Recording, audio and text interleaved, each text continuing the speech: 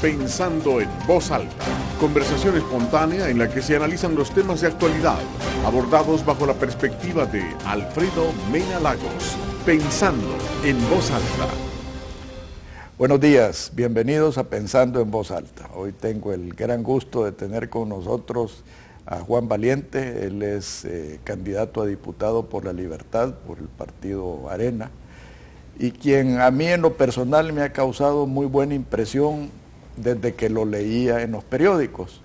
Luego lo empecé a ver en entrevistas y me pareció excelente en forma y en contenido. Así que tomé la decisión de invitarlo porque yo sí quiero empezar a apoyar gente joven, gente con una visión diferente, gente de futuro, y en ese sentido creo que Juan cumple todos esos requisitos. Así que bienvenido, Juan. Bueno, buenos días, gracias Alfredo por haberme invitado. Yo no sabía, hasta ahora acabo de saber de que eras hermano de un buen amigo mío, de Gerardo, sí. Y que somos santanecos todos. Somos de raíces santanecas, sí. Así que es doble placer y honor tenerte aquí. Gracias, igualmente.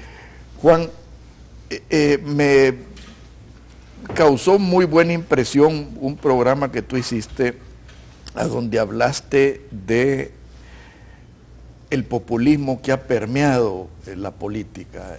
Yo percibí que tu visión es cambiar la política en El Salvador. Me ha gustado mucho ese tu eslogan de un político menos, que en realidad es lo que El Salvador necesita, porque yo creo que de los grandes culpables de lo que está sucediendo en este país es la clase política, de todos lados. Y eso creo que hay que comenzarlo a cambiar.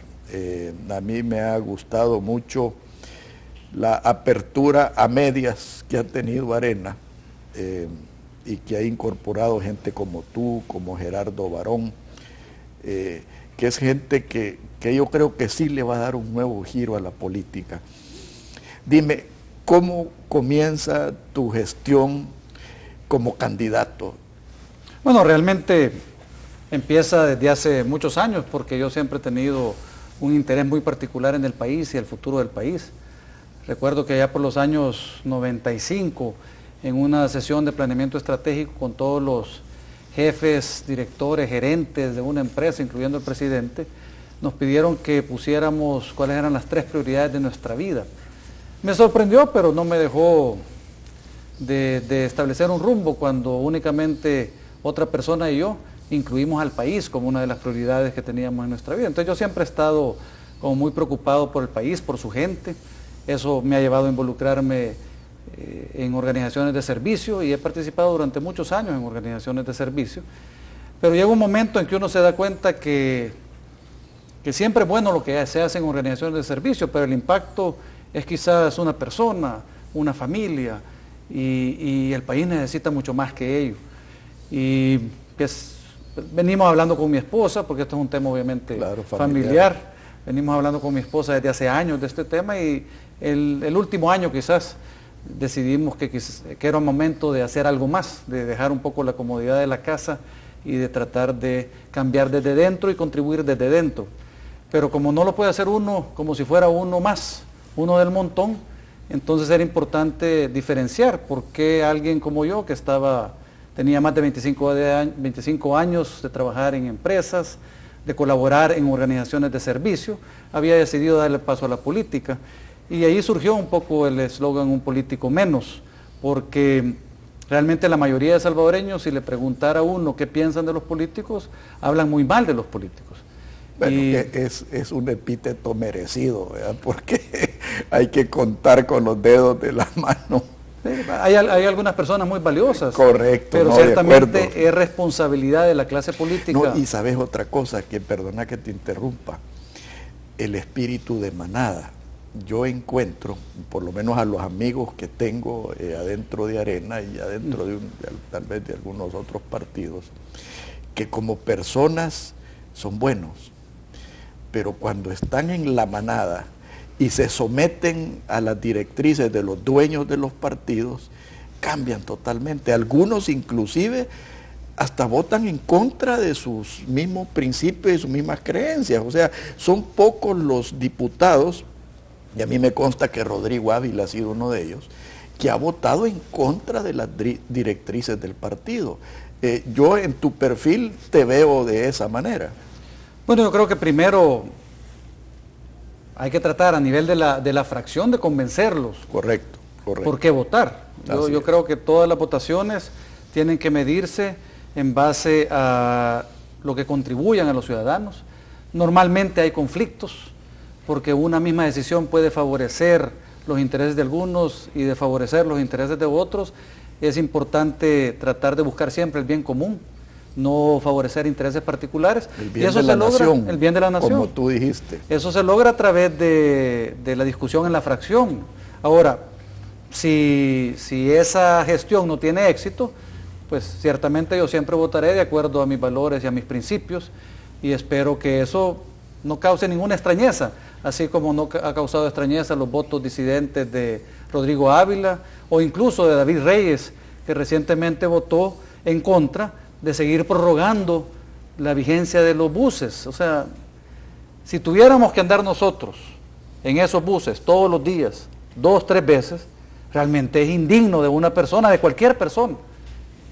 Yo no hubiera votado a favor de seguir extendiendo la vida de los buses, a pesar del problema de Citrams y de las componentes que el gobierno puede estar creando en el sector transporte. Yo creo que hay cosas que tienen que responder a la necesidad de la gente, y lo menos que podemos hacer es tratar con la mayor dignidad a nuestros compatriotas. Hablemos del proceso. Yo he sido de los que ha luchado por una apertura de Arena, una democracia interna en Arena, una transparencia en Arena. Creo que medio se está abriendo la puerta. Cuéntame un poco del proceso a que tú te sometiste para llegar a la Diputación. El proceso fue, a mi juicio, muy bueno. Obviamente tiene posibilidades de mejora.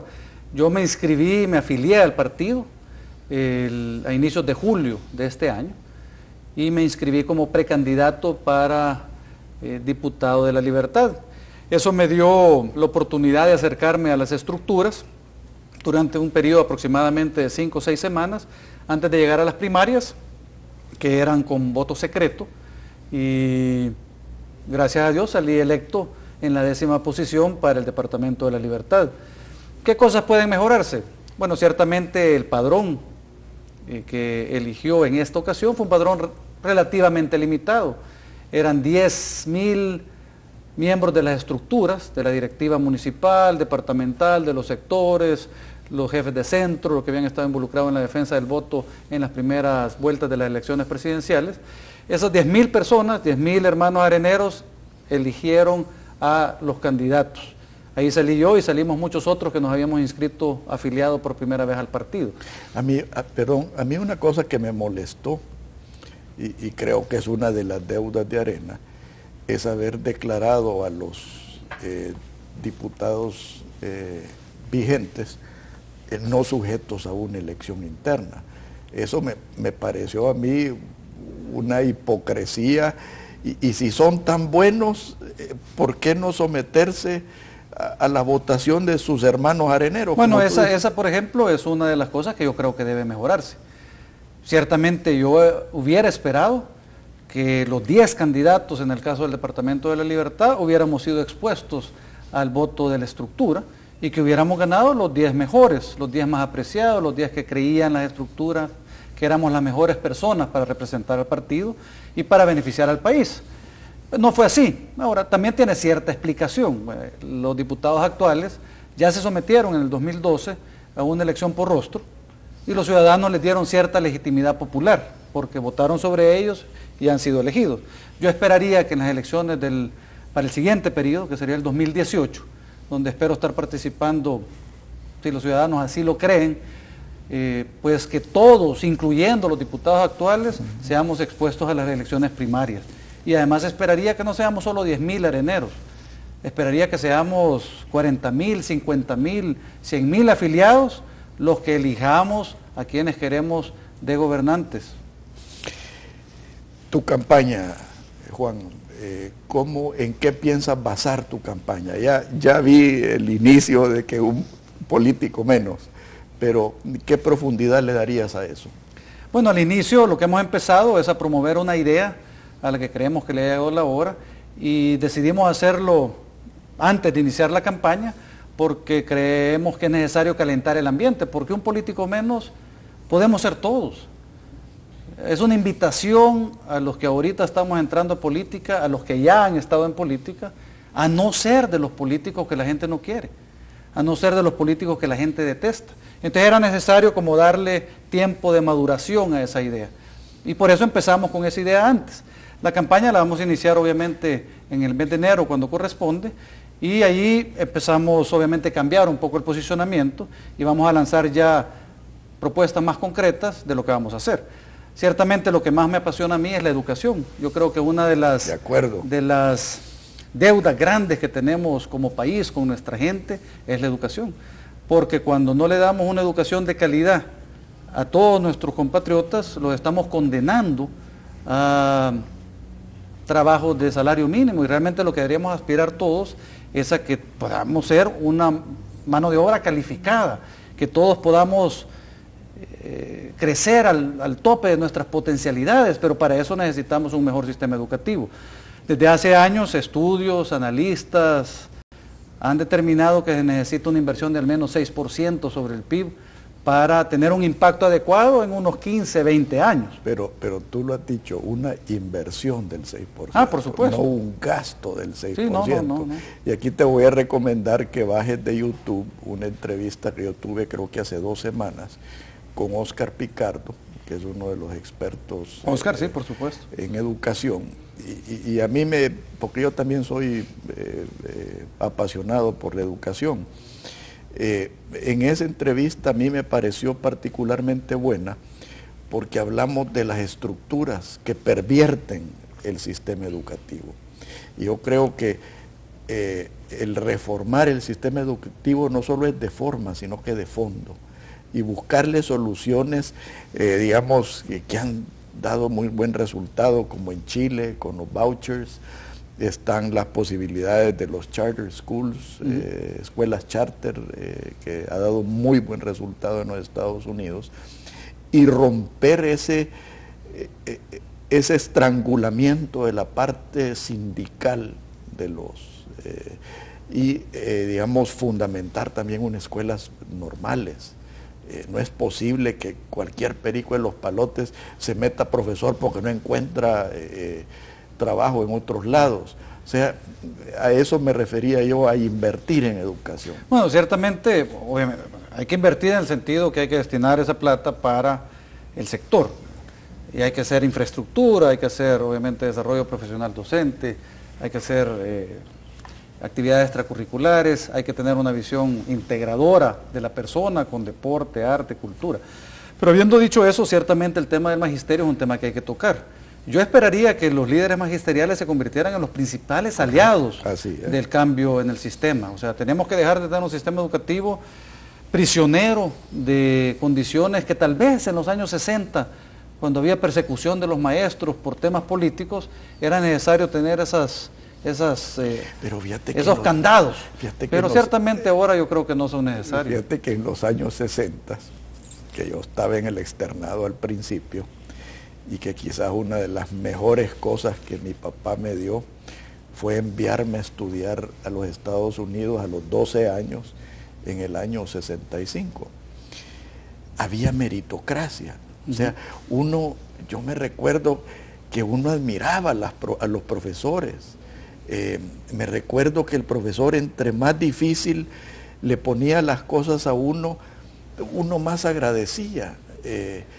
Y eso ha cambiado, Juan. La meritocracia ya no existe. Sí, en los países, digamos, más desarrollados como Finlandia, pues sí, como las mejores personas, los mejores profesionales, los más capaces, los profesores, los seleccionan para que sean profesores. Y obviamente eso significa que hay un reconocimiento social, que hay un reconocimiento salarial adecuado. Correcto. Y que están también en un país donde los servicios sirven a la población. O sea, donde alguien confía en el sistema de educación pública, y ahí tiene a sus hijos, cuando alguien confía en el sistema de salud pública, y ahí va cuando está enfermo, Entonces, en un ambiente de ese tipo es más fácil, pero yo creo que tenemos que hacer el esfuerzo de volver a esos temas, porque si no, no vamos a salir adelante. No, y es algo que yo quisiera entrar en el segundo segmento, Juan, en lo que es la legislatura, ya el programa que tú piensas seguir, primero Dios, ya seas diputado. Por favor, no nos cambie, ya volvemos.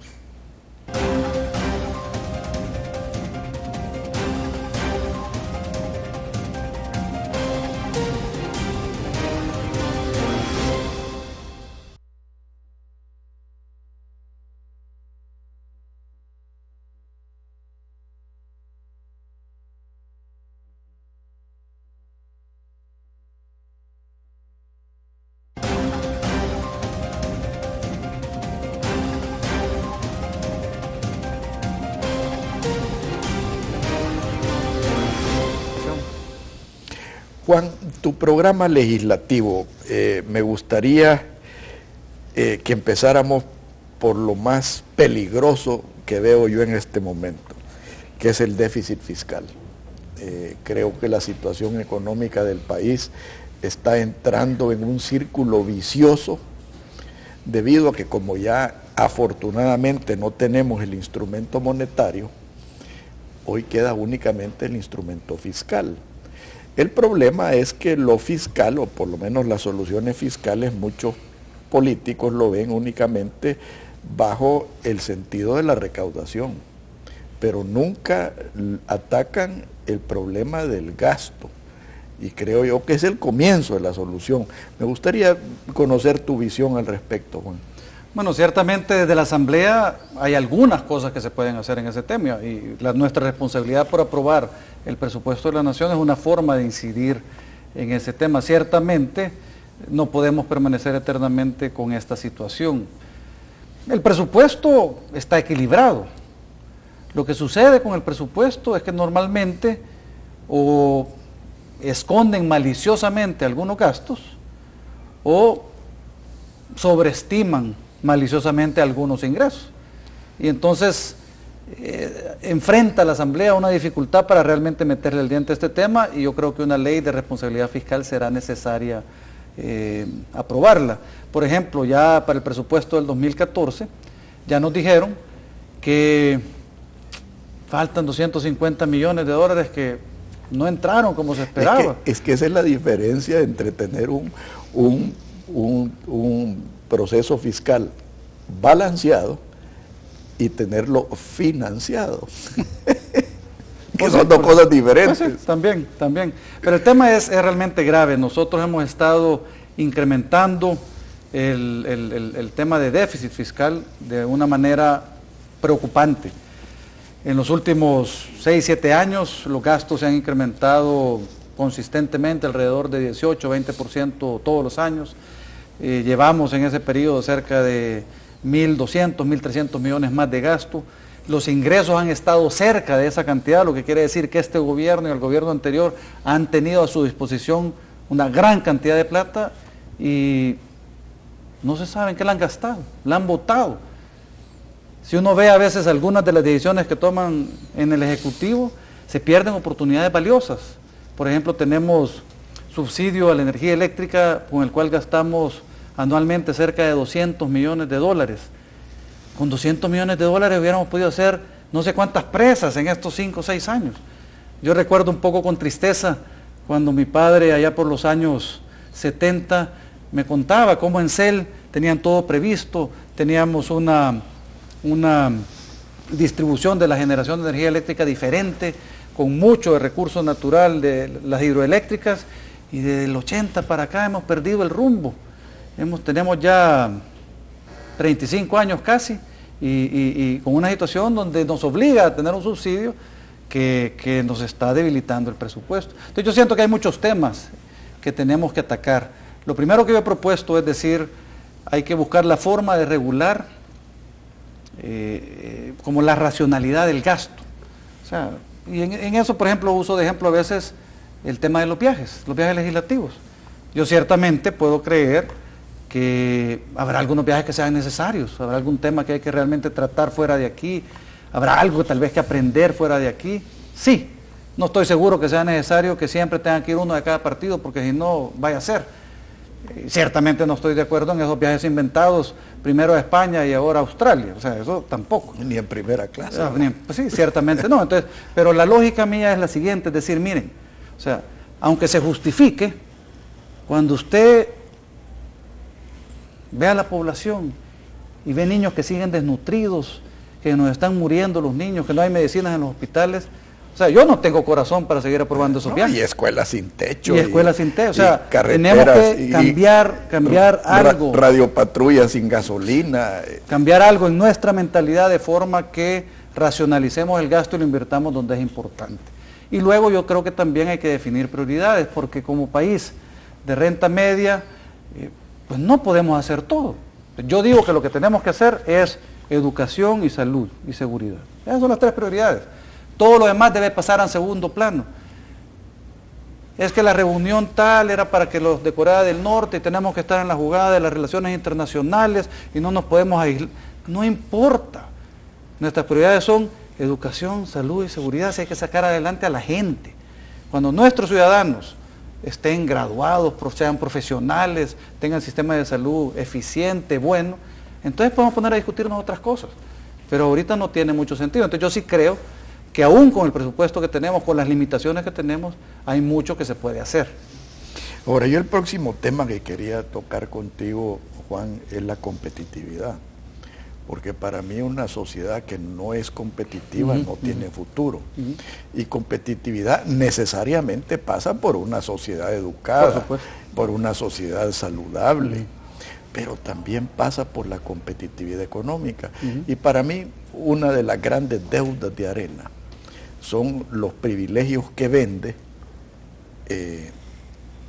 y que afectan a la competitividad y al mercado. O sea, de mis temas favoritos podemos hablar del transporte aéreo, del sistema del azúcar, del problema de las medicinas, que son deudas que tiene Arena, precisamente más que la oposición, porque Arena supuestamente es el paladín de la libertad económica, de las libertades individuales, de la competencia, y muchas veces yo he sentido, yo he sido luchador en contra de eso, de que esa venta de privilegios que se ha hecho ha afectado al país. Y en este sentido yo creo que es importante empezar a hablar, Juan, de una sociedad de oportunidades. Y una sociedad de oportunidades necesariamente es contradictoria con la sociedad de privilegios. Sí, ciertamente. Hace poquito salió un artículo en uno de los periódicos nacionales donde decía que lo que necesitamos es competitividad, educación e innovación. Y sin competitividad realmente no vamos a lograr salir adelante. Y cualquier decisión que se haya tomado en el pasado, que ha sido para favorecer los intereses de unos pocos o los intereses de algún sector económico, yo creo que no es conveniente. Lo que tenemos que favorecer es tener un sistema de mayores libertades, donde haya más competencia, donde se premie realmente esa innovación, porque eso es lo que diferencia a los países exitosos en el mundo. Si nos quedamos defendiendo sectores, vamos a acabar peor de lo que estamos. Entonces, por eso yo digo que tenemos que pasar de la política de privilegios y favores a una política de responsabilidades. Correcto. Porque cuando uno gana poder, no gana privilegios, uno gana responsabilidades. Obligaciones. Obligaciones, y obligaciones con la gente, con los ciudadanos. Y entonces, yo creo que mientras mantengamos esa línea, ahorita, por ejemplo, yo siento en el grupo de candidatos a diputados que vamos por el Partido Arena, que hay mucha conciencia en ese tema de la importancia de las libertades, específicamente entre los diputados nuevos. Yo creo que entre todos. Ojalá. Siempre es posible que algunos de los buenos elementos que han estado quizás un poco invisibilizados en la clase política actual resurjan con nuevas ideas ahora que les estamos pidiendo que nos unamos todos, especialmente en la idea de un político menos. Juan, el plan nacional, porque para mí todo debe basarse en una visión de nación. Y hay una realidad que no podemos negar, y que si nos metemos a negarla corremos el riesgo de que nos deje el tren. Es el tren de la globalización. Eso, tú que has estado en el sector de informática, lo que la informática ha hecho para la productividad del ser humano es enorme.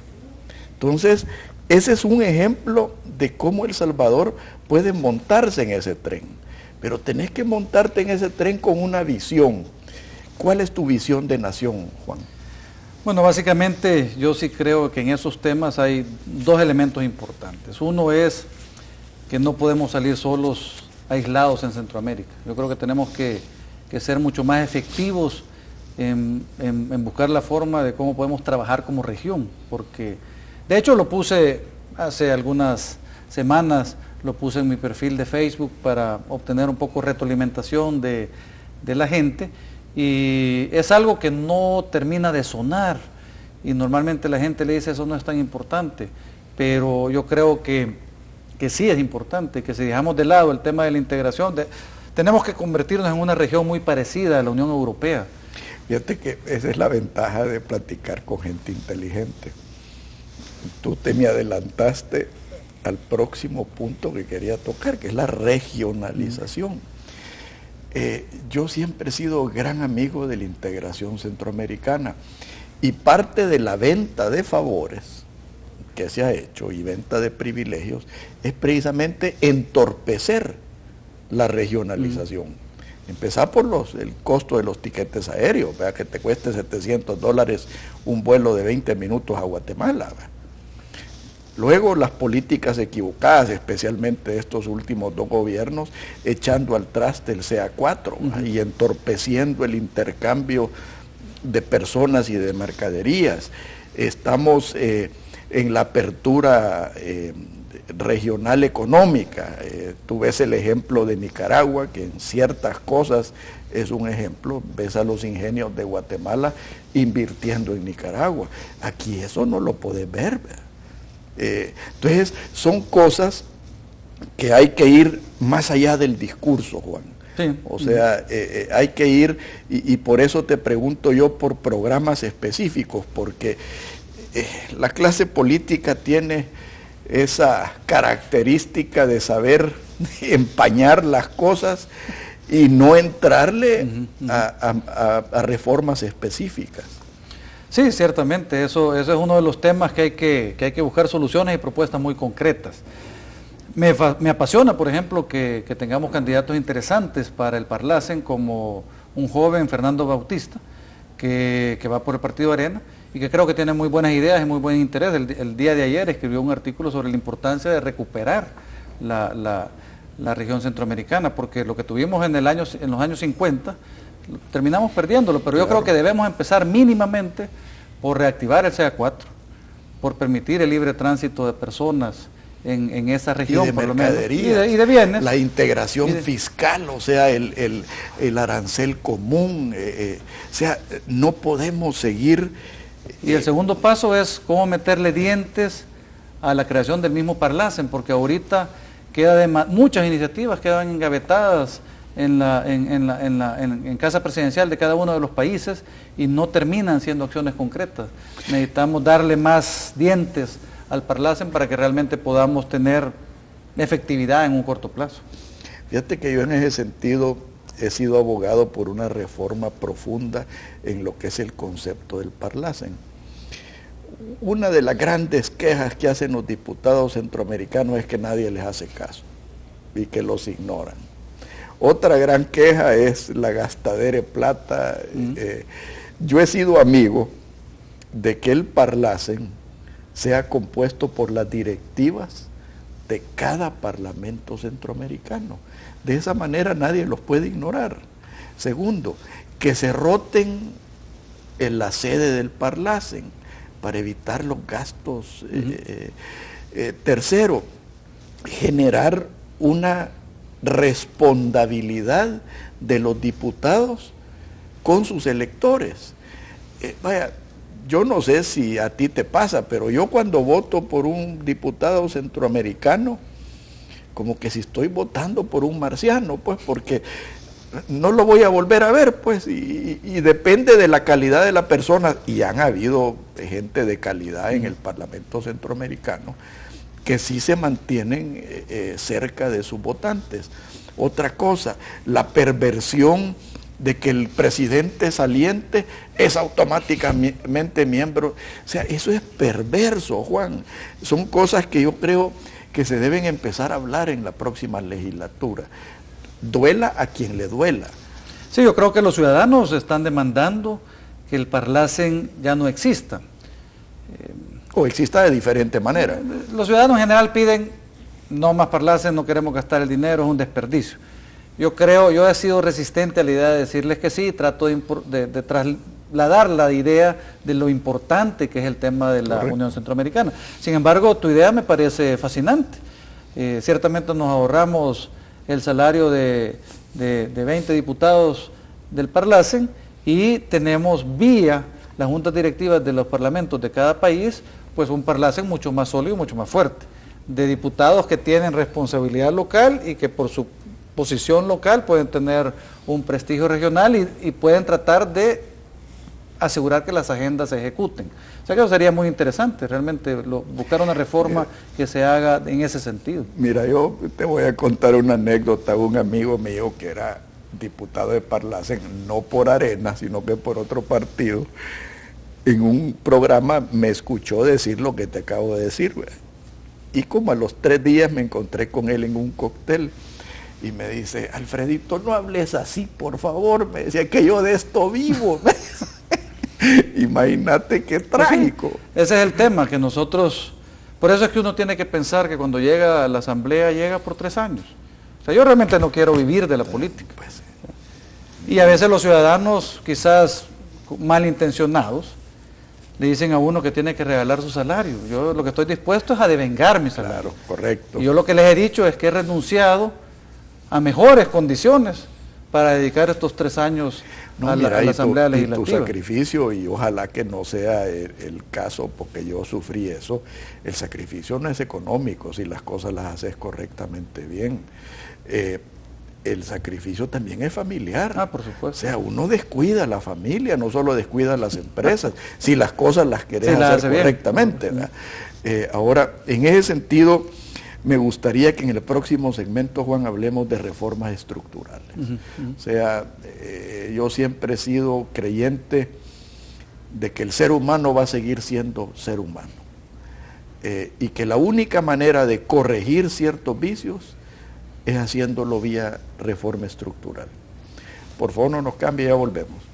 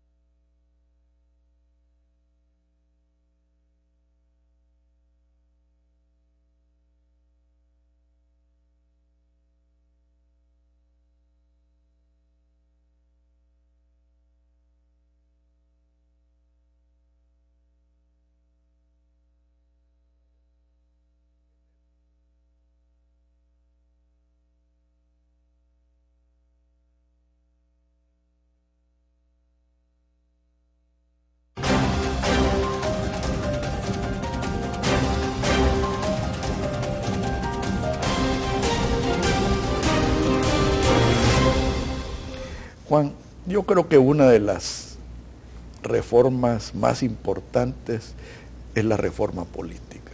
O sea, yo honestamente creo que la raíz de nuestros problemas básicamente es el comportamiento político. Y por eso pues me da esperanza que gente como tú, con una visión diferente y principios diferentes, estén ingresando a la política. Ahora, necesitamos hacer una reforma que, si bien es cierto, no caigamos en el vicio de Guatemala, a donde pulverizan a los partidos, tampoco caer en el vicio que tenemos ahorita, que formar un nuevo partido, abrir los partidos, democratizar los partidos, es un camino cuesta arriba, ¿verdad? ¿Qué ideas tienes tú de la reforma política? Pues yo sí creo que es necesario tratar de darle las mayores oportunidades a los ciudadanos de participar políticamente. Y aquí parece que en la Asamblea Legislativa han a regañadientes aprobado legislaciones, pero que son bastante complicadas para que los ciudadanos puedan participar. De hecho, cuando uno revisa la legislación que atañe a las candidaturas independientes, es casi quijotesco que alguien finalmente logre participar. Entonces, y ya no se diga ganar. ¿verdad? Y no se diga ganar, ¿verdad? Yo sí creo que todos los funcionarios públicos, especialmente los que están en la Asamblea, tienen que empezar a ser más sensibles a lo que está diciendo los ciudadanos y a lo que está diciendo la Sala de lo Constitucional, que consistentemente ha dicho, con base en el artículo de la Constitución, que los ciudadanos tenemos el derecho a elegir a nuestros gobernantes, que el poder reside en los ciudadanos y no en los partidos. Y yo le digo a la gente, por ejemplo, con esto del voto cruzado, miren, le digo, si el voto cruzado va a favorecer a los partidos políticos. No porque no va a haber cambios, por supuesto que va a haber cambios, pero los que van a quedar en los partidos políticos van a ser personas de mayor reconocimiento social, van a ser personas mejor evaluadas.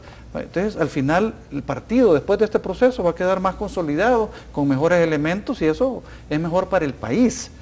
Cuando nosotros pensamos en que yo ya no voy a estar, y ese es el criterio de validación de las cosas, entonces estamos mal. Por eso digo que yo tengo que legislar, controlar al Ejecutivo por 3 años. Si yo empiezo a pensar para tomar una decisión o para hacer una ley de participación ciudadana en la política, en qué va a pasar en las elecciones del 2018, ya me hice un político más, ya te neutralizaron. Ya estuvo, ya de nada sirve. Porque entonces estás pensando en las futuras elecciones y no en las futuras generaciones, como decía Winston Churchill. No, y fíjate que en ese sentido de las cosas, con mi amigo Dagoberto Gutiérrez, yo lo molesto porque yo le digo que él es el Alfredo Mena del frente y yo soy el Dagoberto Gutiérrez de Arena. Entonces, Dagoberto tiene una tesis que no deja de tener una cierta razón, que el FMLN ya no es un partido de izquierdas, es un partido de derechas, con los mismos vicios corregidos de los vicios que ha tenido Arena. O sea, y aquí me estoy refiriendo a las cúpulas y a los dueños de las cúpulas, ¿verdad? Porque si bien es cierto, Arena tiene dueños, el FMLN tiene dueños también. Y es lo que está, en mi manera de pensar, deslegitimando a los dos partidos mayoritarios. Entonces, en ese sentido, yo creo que se debe luchar desde adentro para la democratización de los partidos, la transparencia de los partidos y evitar que los partidos caigan presa de intereses especiales, de un lado y de otro. Sí, por supuesto, por supuesto. Si uno pierde de vista la nación, ya se equivocó. Si uno va, por ejemplo, yo personalmente, no estoy en Arena para trabajar por Arena, aunque ciertamente lo voy a hacer. Yo estoy en Arena para trabajar por mi país, por mis compatriotas. Y lo que va a mandar al final del día va a ser que también he servido a mis compatriotas y no también que también he servido a Arena, aunque espero hacerlo. No, pero va a fortalecer a Arena. Yo creo que sí. Yo creo que un diputado como tú, que llegue a hacer eso, habla muy bien de Arena. Y yo creo que... La cosa es que te dejen hacerlo. Yo creo que mientras más seamos, más va a funcionar. Por eso es que es importante mejorar el padrón, lograr esos afiliados, reconocer a los afiliados que existen en el país, que son decenas de miles, y entre todos tomar decisiones. Y en eso también uno limita ya el poder específico de personas en particular, porque empieza a tener una masa de participación ciudadana que le daría soporte a un partido político como Arena. Hablemos de la reforma electoral, Juan. Yo creo que si bien es cierto el voto cruzado es un paso positivo, yo creo que no hay que perder de vista la distritación de las diputaciones, porque eso lo que hace es que te transparenta el proceso, sí.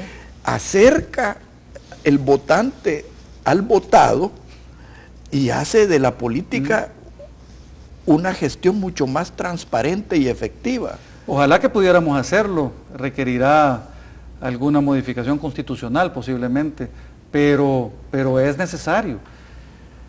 Ahorita que estoy enfrentando el reto de esta diputación, hay 22 municipios, desde San Pablo Tacachico en el norte hasta el puerto en el sur. Y realmente mi relación con los distintos municipios es diferente. Y la gente cuando va a votar tiene 10 candidatos y probablemente no conoce a todos de igual manera. Y el candidato muchas veces el no candidato conoce. mucho menos a la gente. Entonces, lo ideal sería que voten solo por uno.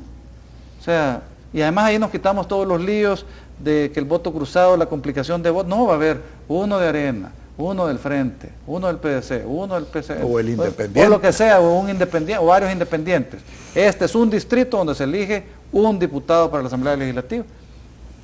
Los ciudadanos van a saber a quién pedirle cuentas y el diputado va a saber a quién rendirle cuentas, incluyendo los que no votaron por uno. Correcto. ¿O usted cree que la señora de la tiendita que quizás no vote por mí, cuando tenga un hoyo enfrente que le ha dejado los de ANDA, no me va a llamar a mí? Por supuesto que me va a llamar a mí, va a decir, usted es mi diputado. ¿Por qué? Porque responde a ese distrito. Entonces yo sí creo que esa es una progresión necesaria y que le daría también un poco de respiro a la política nacional, relativizaría las cosas, porque todos estaríamos llamados a servir a los ciudadanos de nuestro distrito, un poco a gobernar para ese sector, no tanto si es del partido o no es del partido, ya no importa, es de mi distrito, yo me debo a ese distrito y debo servirle.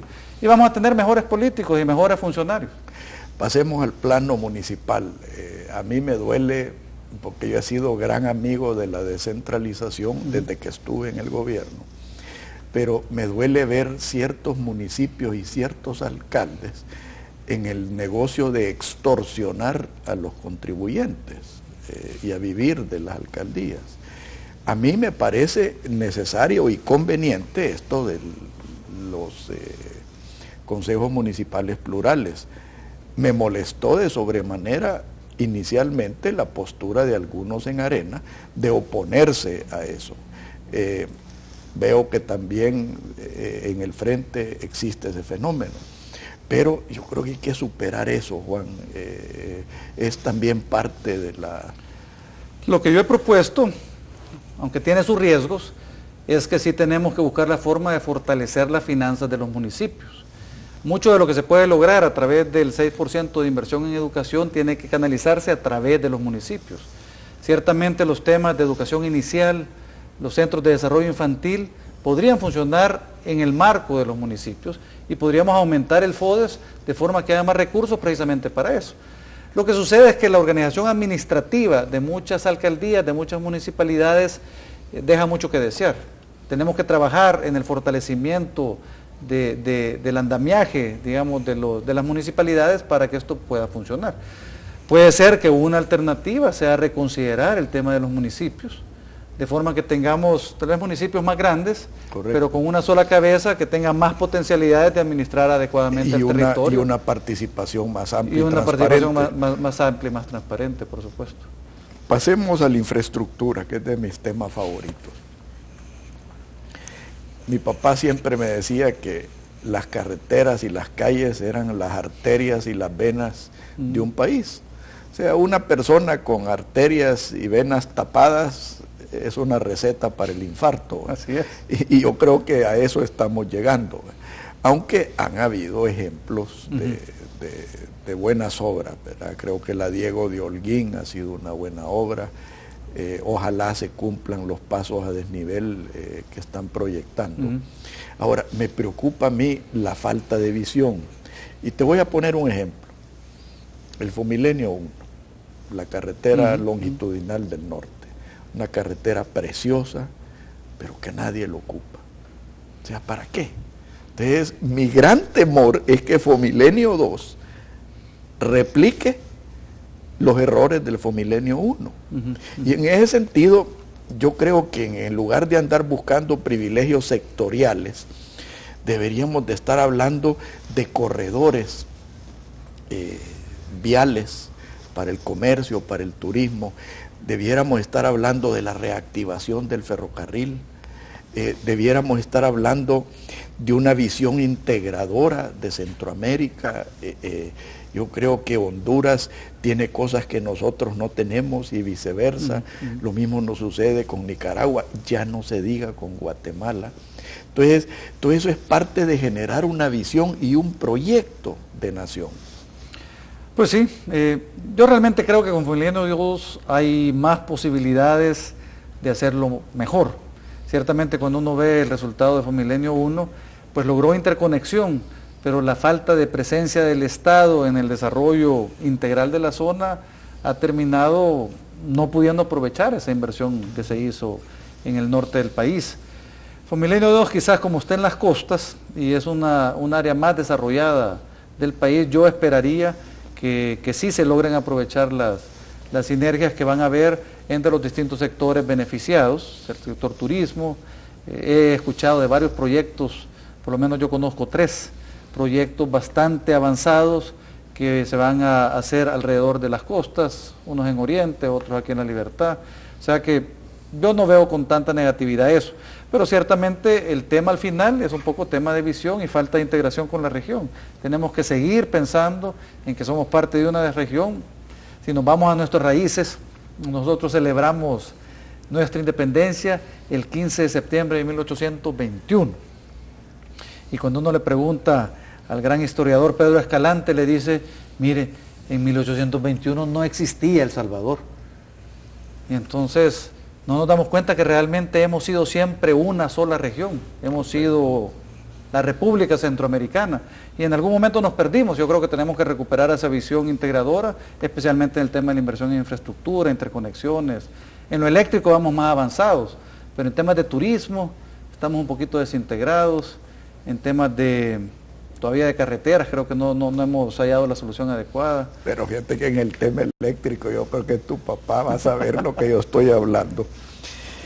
Que aquí hubieron momentos en que se obstaculizó el ingreso de energía más barata de Guatemala bajo el pretexto del mantenimiento de las líneas de transmisión para no afectar los contratos mal hechos que tenía el Estado salvadoreño. Entonces, en ese sentido hay gente que trabaja para sabotear lo que deberíamos de estar propiciando.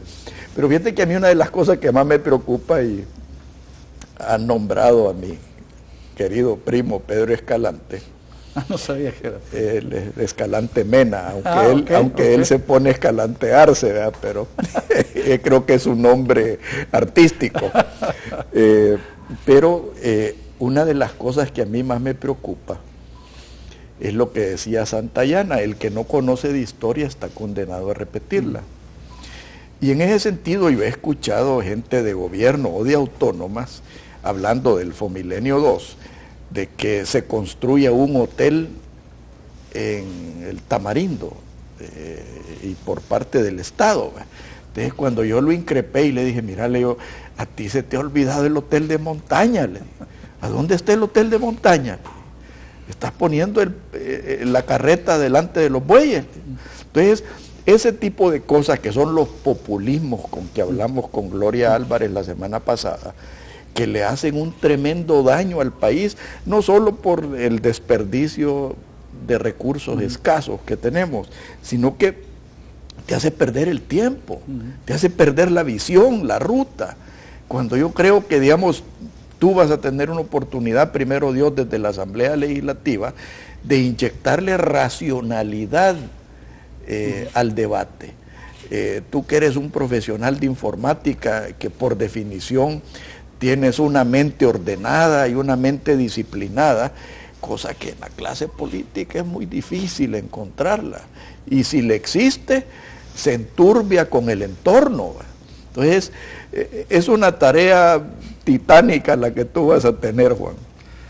Bueno, mire, sobre el tema de la iniciativa privada, yo creo que está habiendo un cambio que ojalá pueda ser para bien del país entre lo que sería el FMLN SADCB y lo que sería el FMLN que está en el gobierno, que está viendo el reto de sacar este país adelante.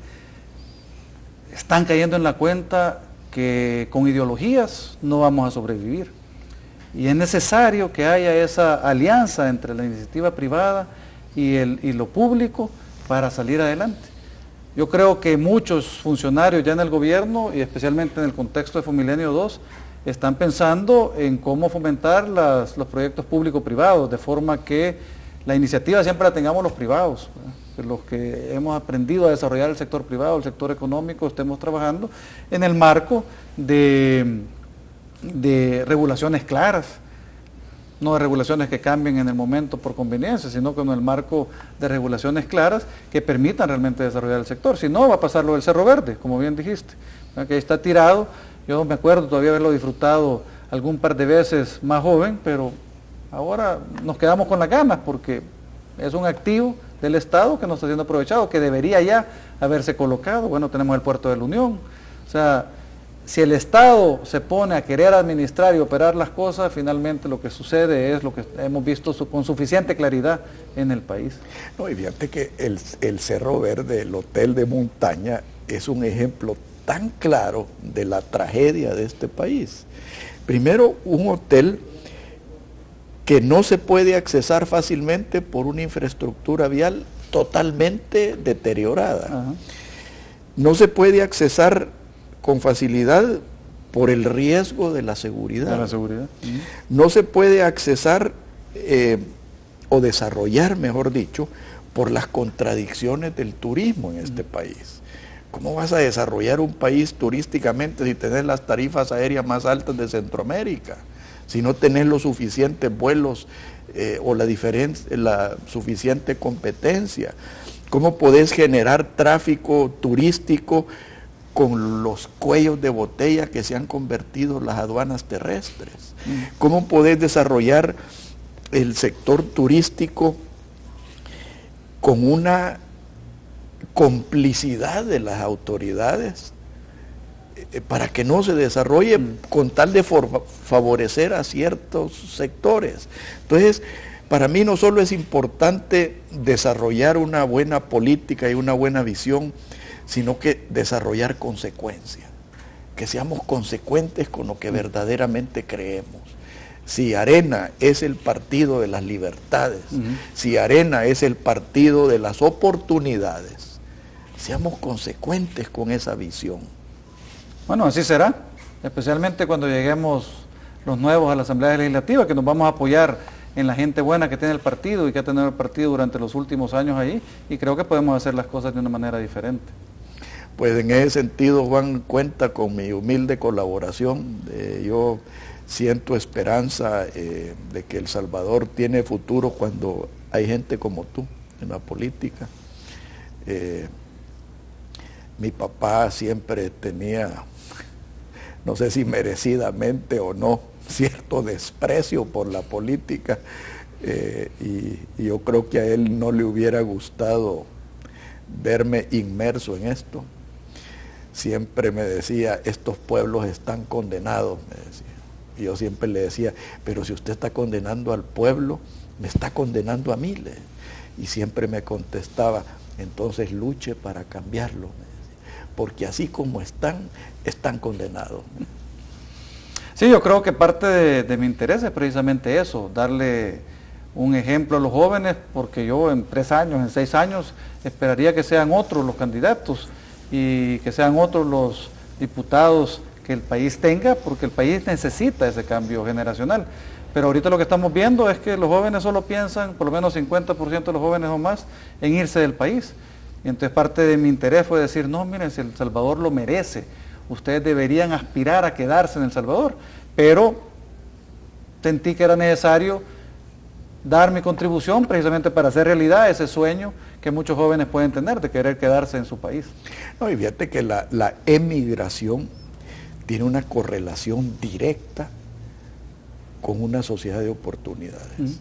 O sea, de nada te sirve educar a la gente si ese muchacho o muchacha no va a encontrar oportunidades. Entonces, lo que tenemos que hacer es romper ese círculo vicioso y verdaderamente generar una sociedad de oportunidades. Ha sido un gran gusto tenerte aquí de nuevo. Cuenta con mi humilde colaboración. Creo que vale la pena luchar. Te agradezco porque has tomado esa decisión. Ojalá no te vaya a costar tanto, racionalizar tu tiempo con tu familia. Es un precio que yo no estoy dispuesto a volver a pagar, pero yo ya estoy más allá. Y creo que uno tiene que contribuir a la manera de los instrumentos que uno tenga, y si esos instrumentos pueden unirse para lograr objetivos en común, bienvenido. Bueno, muchas gracias, Alfredo, muchas gracias por invitarme esta mañana y por tus cálidas palabras, que agradezco y que me motivan y me entusiasman a seguir en esta tarea. Muchas gracias, Juan. Bueno, buenos días. Que Dios los bendiga a todos. Muy buenos días. Esto fue Pensando en Voz Alta, conversación espontánea en la que se analizan los temas de actualidad, abordados bajo la perspectiva de Alfredo Mena Lagos. Pensando en Voz Alta.